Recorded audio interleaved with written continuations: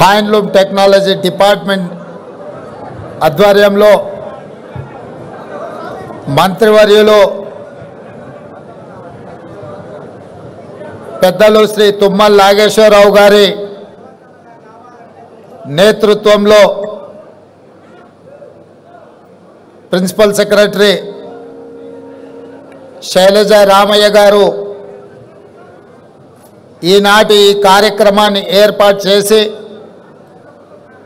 ఇందులో ప్రధానంగా Indian institute of handloom technology కళాశాలను ప్రారంభించి అదేవిధంగా నేతలకు రావాల్సిన బకాయిలు కానీ నిధులను కానీ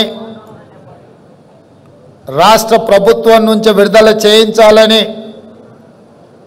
ఈ కార్యక్రమాన్ని ఏర్పాటు చేసి ఈ కార్యక్రమంలో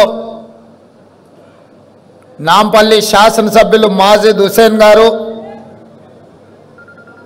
అదేవిధంగా mineral development corporation chairperson Eravathi Anil గారు, హైదరాబాదు నగర మేయర్ గద్వాల విజయలక్ష్మి గారు,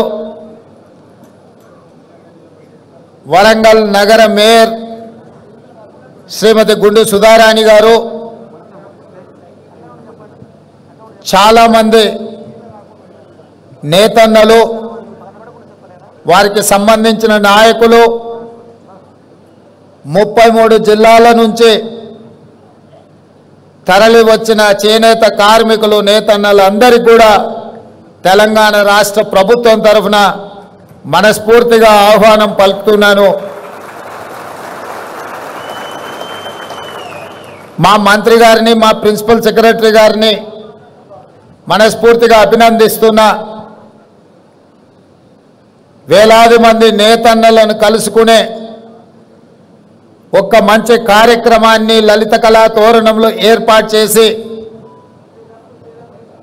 ఈ సంతోషమైన సమయంలో మీ అందరినీ కలిసి ఇండియన్ ఇన్స్టిట్యూట్ ఆఫ్ హ్యాండ్లూమ్ టెక్నాలజీని ప్రారంభించుకోవడం నాకు చాలా సంతోషకరమైన వార్త. Indian institute of handloom technology ఈరోజు మన విద్యార్థులు చేరాలి అంటే ఆంధ్రప్రదేశ్ నెల్లూరుకైనా వెళ్ళాలి, లేదా ఒడిశా రాష్ట్రానికైనా పోవాలి. ఈరోజు మన రాష్ట్రంలో, మన నగరంలో, మన హైదరాబాదులో, మన తెలంగాణలో ఉండాల్సిన ఇన్స్టిట్యూట్ అనుమతి ఇవ్వాల్సిన కేంద్ర ప్రభుత్వం 10 సంవత్సరాలైన చర్యలు చేపట్టకపోవడంతో తెలంగాణ రాష్ట్ర ముఖ్యమంత్రిగా బాధ్యతలు చేపట్టిన తర్వాత నేతన్నల జీవన గతులు, వాళ్ళ స్థితిగతులను తెలుసుకోవాలన్న ఆలోచనతోటి సమీక్షా సమావేశాన్ని ఏర్పాటు చేస్తే ఈ అంశం నా దృష్టికి రావడం జరిగింది. తక్షణమే నేను ఉప ముఖ్యమంత్రి బట్టి విక్రమార్క గారు ఢిల్లీకి వెళ్ళి మోడీని కలిసి విజ్ఞప్తి చేసి, ఆ తర్వాత కేంద్ర మంత్రివర్యులు పీయూష్ గోయల్ గారిని కలిసి ఈనాడు మా రాష్ట్రంలో ఇండియన్ ఇన్స్టిట్యూట్ ఆఫ్ హ్యాండ్లూమ్ టెక్నాలజీలో చేరాలి అనుకుంటే సుదూర ప్రాంతమైన ఆంధ్రప్రదేశ్ నెల్లూరుకు వెళ్ళాలి, లేదా ఒడిశా రాష్ట్రానికి వెళ్ళాలి. మా రాష్ట్రానికి ఒక ప్రత్యేకమైన ఇన్స్టిట్యూట్ ఉండి తీరవలసిందే అని చెప్పి కేంద్ర మంత్రి పీయూష్ గోయల్ గారి దృష్టికి తీసుకెళ్లడం జరిగింది. వారు కూడా రాజకీయాలకు అతీతంగా ముందుకొచ్చి నిజంగానే హైదరాబాదు అభివృద్ధి చెందిన నగరం, దేశంలోనే 5 మెట్రోపాలిటన్ సిటీస్ ఉంటే ఢిల్లీ, ముంబై, చెన్నై, బెంగళూరు వీటితో పోటీ పడే నగరం హైదరాబాదు తెలంగాణలో ఉంది. తెలంగాణలో IIST ఉండాల్సిందే, మంజూరు చేస్తున్నామని చెప్పి వారు తక్షణమే మంజూరు చేసి తెలంగాణ రాష్ట్రం యొక్క విజ్ఞాపనను వారు ఆమోదించారు. ఎంబడే నేను అధికారులను పిలిచి మంత్రి గారిని కోరి ఈ సంవత్సరమే వాళ్ళ సమయం వృధా కాకూడదు, పిల్లలను ఈ సంవత్సరంలోనే వాళ్ళని చేర్పించుకోవాలి, ఎక్కడ ఏర్పాటు చేద్దాం కాలేజీ అని అంటే కాలేజీ బంగ్లాలు ఇప్పటికిప్పుడు అంటే కష్టం కదా అంటే నాంపల్లిలో ఉన్న తెలుగు అకాడమీ ఇక్కడ భవనం ఉన్నది అంటే ఎంబడే అక్కడ ఏర్పాటు చేసి మంచి కార్యక్రమాన్ని ఈ సంవత్సరమే మొదలు పెట్టండి అని చెప్పి వారికి ఆదేశాలు ఇవ్వడం జరిగింది. ఈరోజు డిగ్రీ సర్టిఫికెట్లు తీసుకొని పిల్లలు బయటకు వస్తున్నారు కానీ సాంకేతిక నైపుణ్యం లేకపోవడం వల్ల ఉద్యోగ ఉపాధి అవకాశాలు సన్నగిల్లిపోతున్న తరుణంలో తెలంగాణ రాష్ట్ర ప్రభుత్వం ఆలోచన చేసి సాంకేతిక నైపుణ్యాన్ని పెంపొందించాలి, నిరుద్యోగ యువకులకు ఉద్యోగ ఉపాధి అవకాశాలు కల్పించాలి అని మొన్న జరిగిన శాసనసభలో కొత్త శాసనం చేసి యంగ్ ఇండియా స్కిల్స్ యూనివర్సిటీని ఈరోజు 4th సిటీలో నిర్మించాలి అని 60 ఎకరాల స్థలాన్ని కేటాయించి దాదాపుగా 200 నుంచి 300 కోట్ల రూపాయలైన యూనివర్సిటీ నిర్మాణానికి నిధులకు ఎలాంటి ఇబ్బంది లేకుండా ఏర్పాటు చేయడం జరిగింది, పనులను ప్రారంభించుకోవడం జరిగింది. జాతీయ స్థాయిలోనే గుర్తింపు పొందే యంగ్ ఇండియా స్కిల్స్ యూనివర్సిటీలోనే మా నేతన్న పిల్లలు వృత్తి నైపుణ్యం నేర్చుకోవాలి, వచ్చే సంవత్సరం నుంచి కళాశాలను అక్కడ ప్రారంభించడం ద్వారా అంతర్జాతీయ స్థాయిలో ఐఐహెచ్టికి గుర్తింపు తీసుకురావాలి అని ఈరోజు మన ప్రభుత్వం నిర్ణయం తీసుకున్నది. ఈ సంవత్సరం చేరిన విద్యార్థులకు కూడా ప్రతి నెల 2500 రూపాయలు వాళ్ళు చదువుకోవడానికి స్కాలర్షిప్ ఇవ్వాలని చెప్పి ఇవాళ వాళ్లకు స్కాలర్షిప్లు కూడా మంజూరు చేస్తున్నాం. ఎందుకంటే తల్లిదండ్రులు రెక్కాడితే కానీ డొక్కాడని పరిస్థితి, ముఖ్యంగా మా నేతన్నలు ఎంత సంపాదించినా కుటుంబం గడవడానికే కష్టమైన రోజుల్లో పిల్లల చదువులకు ఎంతో కొంత తోడుగా ఉండాలి అని చెప్పి ప్రతి నెల వాళ్ళకి స్టైఫండ్ 2500 ఇవ్వాలి, చిన్న ఖర్చులకైనా వాళ్ళకు సాయం అవుతుందని వేడి నీళ్ళకి చన్నీళ్ళు తోడైనట్టుగా ఉంటుంది అని చెప్పి ఈరోజు ఆ విధమైన నిర్ణయం తీసుకోవడం జరిగింది. అదేవిధంగా మీకు సంబంధించిన నిధులు కూడా 290 కోట్ల రూపాయలు ఇవాళ నేతన్న కార్మికులకు ఈరోజు ఇక్కడ మీ అందరి సమక్షంలో ఆ చెక్కు ఇవ్వడం ద్వారా ఈ సంతోషంలో మీతో భాగస్వామ్యం కావాలి అని రాష్ట్ర ప్రభుత్వం నిర్ణయం తీసుకోవడం జరిగింది. ఇదే కాదు, నేను ఎక్కువ రాజకీయాల జోలికి పోను. మా మిత్రుడు అనిల్, ఇతరులు శ్రీనివాస్ మాట్లాడారు. గతంలో ఆర్భాటం ఉండేది, ఆర్భాటమైన ప్రచారాలు ఉండేవి. దానికి సినీ తలుకు బెలుకులు కూడా ఆనాడు ప్రచారంలో ఉపయోగపడ్డాయి. కానీ చేనేత కార్మికుల యొక్క జీవన విధానంలో మార్పు రాలేదు, వాళ్ళ ఆత్మహత్యలు ఆగలేదు, వాళ్ళు ఆత్మ గౌరవంతో బ్రతికే పరిస్థితి కనిపించలేదు. అందుకే ఈ ప్రభుత్వం ఆలోచన చేసి ఆనాడు బతుకమ్మ చీరలు సిరిసిల్లకి ఇచ్చిన చీరలు ఇచ్చిండు కానీ నేసిన ఆ కార్మికులకు నిధులు విడుదల చేయలే. ఆయన బకాయి పెట్టిన సిరిసిల్ల నేతన్నల బకాయిలు కూడా తుమ్మల నాగేశ్వరరావు గారు మంత్రి అయినాక వారు నా దృష్టికి తీసుకొస్తే నేను ఆ నిధులను విడుదల చేసి రాజకీయాలకు అతీతంగా సిరిసిల్లలో ఉన్న కార్మికులను కూడా ఆదుకోవడానికి కోట్ల రూపాయల నిధులను విడుదల చేయడం జరిగింది. మా ప్రిన్సిపల్ సెక్రటరీ గారు హ్యాండ్లూమ్, అదేవిధంగా పవర్ లూమ్స్ మనం ఆదుకోవాలి, పనులు ఇవ్వాలి. ఒకవేళ బతుకమ్మ చీరలు ఆగిపోతే కొంతమందికి నష్టం జరుగుతుందని వారు నా దృష్టికి తీసుకురావడం జరిగింది. బతుకమ్మ చీరలు కట్టుకునేంత క్వాలిటీ కానీ దాని మీద పెట్టాల్సినంత పెట్టుబడి పెట్టలేదు. అందుకే ఈరోజు నేను మా మంత్రి అధికారి గారు చెప్తే నేను ఒకే మాట చెప్పిన, ఈరోజు స్వయం సహాయక సంఘాలు, మా మహిళలు సెల్ఫ్ హెల్ప్ గ్రూప్స్ కింద 63 లక్షల మంది సభ్యులు ఈరోజు తెలంగాణ రాష్ట్రంలో ఉన్నారు. ఈ 63 లక్షల మంది సభ్యులకు ఒక్క మంచి డిజైన్తో ప్రతి ఆడబిడ్డకు 2 చీరలు ఇస్తే 30 లక్షల చీరలు మనము ఆర్డర్ ఇవ్వచ్చు. మంచి డిజైన్లతోని మంచి క్వాలిటీతో ముందుకు రమ్మని మా అధికారులకు సూచన చేసినాం. తొందరలోనే స్వయం సహాయక మహిళా గ్రూపుల్లో ఉండే ప్రతి మహిళకు సంవత్సరానికి 2 చీరలు ఇవ్వాలి అన్న ఆలోచన ఈరోజు రాష్ట్ర ప్రభుత్వము మీ అభిమానంతో ఈరోజు ఆ నిర్ణయం తీసుకోవడం జరిగింది.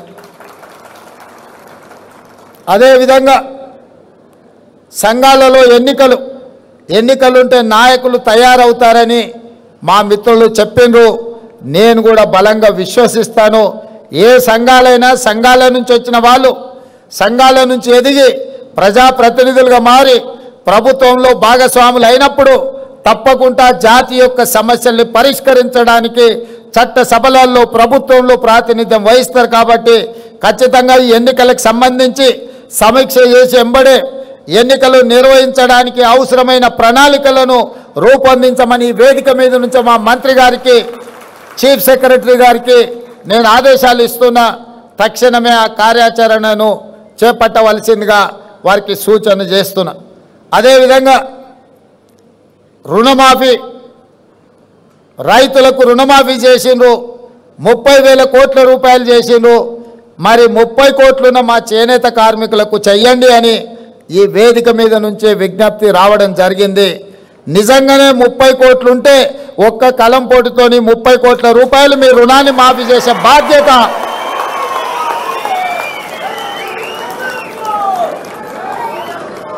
చేనేత కార్మికుల యొక్క రుణ భారాన్ని తీర్చడం.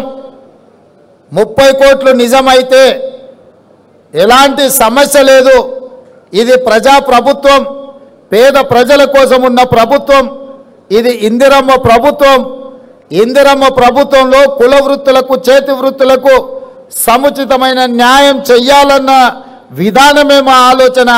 తప్పకుండా 30 కోట్ల రూపాయల రుణమాఫీ చేయడానికి, 30 కోట్లు మంజూరు చేయడానికి అవసరమైన ఆదేశాలను చీఫ్ సెక్రటరీ గారికి ఈ వేదిక మీద నుంచే ఇస్తున్నా.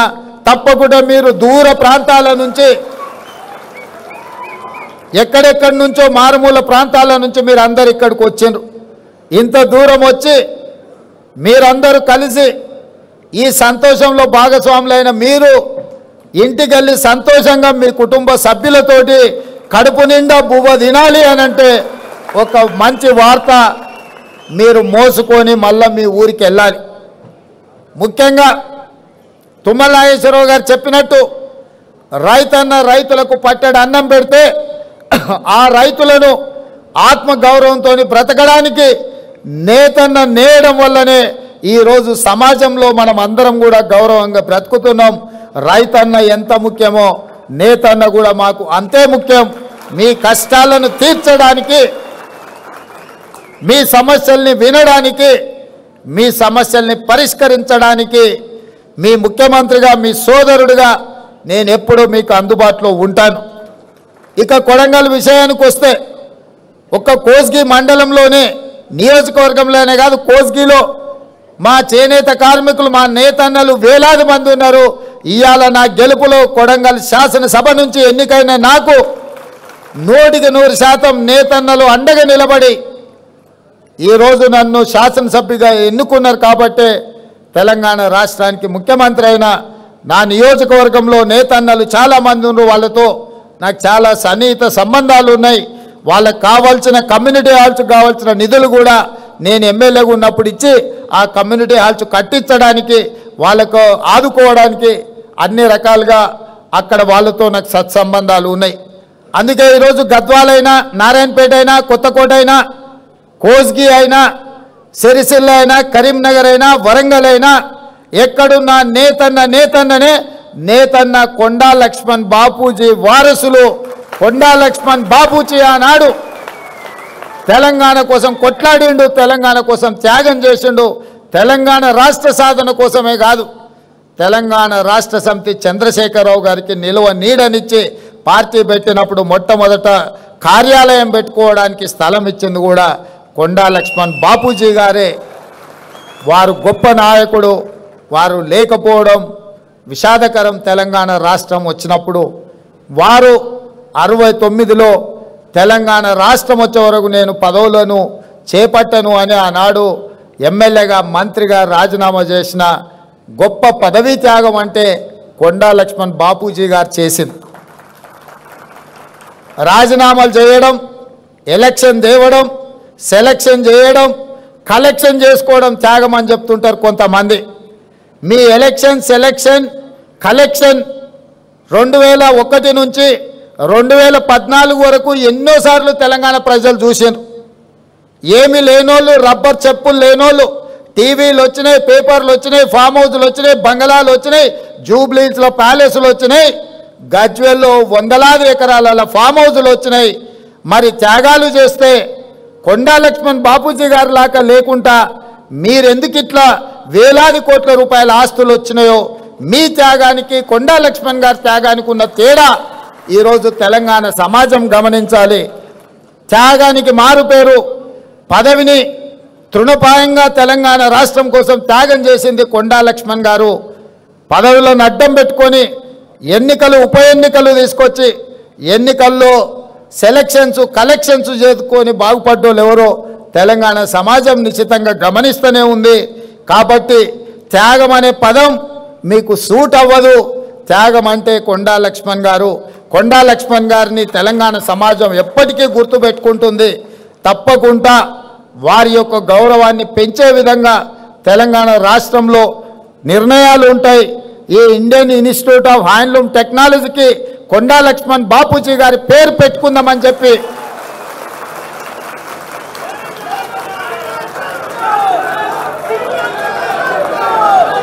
శాశ్వతంగా చరిత్రలో వారి పేరు నిలబడాలి అనంటే విద్యా సంస్థలకు వారి పేరు ఉండాలి. ఈరోజు నేతన్న పిల్లలు కానీ ఈ వృత్తిని నేర్చుకోవాల్సిన ఇన్స్టిట్యూట్కి కొండా లక్ష్మణ్ బాపూజీ గారి పేరు సముచితమని నేను భావిస్తున్నా. మా అధికారులకు, మా మంత్రి గారికి నేను ఆదేశాలు ఇస్తున్న వేదిక మీద నుంచి తక్షణమే దీనికి సంబంధించిన జీవోను విడుదల చేయండి. ఇండియన్ ఇన్స్టిట్యూట్ ఆఫ్ హ్యాండ్లూమ్ టెక్నాలజీకి కొండా లక్ష్మణ్ బాపూజీ గారి పేరును పెట్టి శాశ్వతంగా వారి గౌరవాన్ని పెంచే విధంగా తెలంగాణ రాష్ట్ర ప్రభుత్వం నిర్ణయాలు తీసుకోవాల్సిందిగా నేను ఆదేశాలు ఇస్తూ ఇంత దూరం నుంచి వచ్చిన మీ అందరినీ మళ్ళొక్కసారి మనస్ఫూర్తిగా అభినందిస్తూ మీ అందరి దగ్గర సెలవు తీసుకుంటున్న ధన్యవాదాలు మిత్రులారా. నేతన్నల అభివృద్ధి ప్రదాత రాష్ట్ర అధినేత ఆంధ్రప్రదేశ్ సీఎం గారికి ధన్యవాదాలతో శైలజ రామయ్య మేడం గారి వందన సమర్పణ. మన గౌరవ ముఖ్యమంత్రి వర్యులు తీరిక లేని పని ఒత్తిడిలో కూడా చేనేత కళాకారులపై తమకు గల అపారమైన ప్రేమతో తీరిక చేసుకొని మనకు అమూల్యమైన సమయము కేటాయించినందుకు తెలంగాణ హైదరాబాద్ లలిత కళా తరుణం గ్రాంట్స్ లో ఐఏహెచ్టీ ప్రారంభోత్సవ కార్యక్రమంలో పాల్గొన్నారు సీఎం రేవంత్ రెడ్డి. అలాగే మంత్రులు కూడాను ఐఏహెచ్టీ ఏర్పాటు కోసం కేంద్రంతో మాట్లాడమంటూ కూడా ఆయన తెలియజేయడం జరిగింది. అలాగే గత ప్రభుత్వం నేతన్నలను విస్మరించిందని, నేతన్నల ఆత్మ గౌరవంగా బతుకమ్మ చీర నిధులు విడుదల చేయలేదంటూ కూడా ఆయన విమర్శలు చేశారు. అలాగే చేనేతలకు కూడాను రుణమాఫీ చేస్తామంటూ కూడాను ఆయన ఆపనహస్తంగా దాన్ని ఇవ్వడం జరిగింది. అలాగే 30,000 కోట్ల రుణాలు మాఫీ చేసి తీర్తామంటూ కూడాను ఆయన చెప్పడం జరిగింది. రైతులు ఎంత ముఖ్యమో నేతన్నలు కూడా అంతే ముఖ్యమంటూ కూడా ఆయన మాట్లాడారు. చేనేత కార్మికులకు నేను ఎప్పుడూ అండగా ఉంటా అంటూ కూడా ఆయన మాట్లాడడం జరిగింది.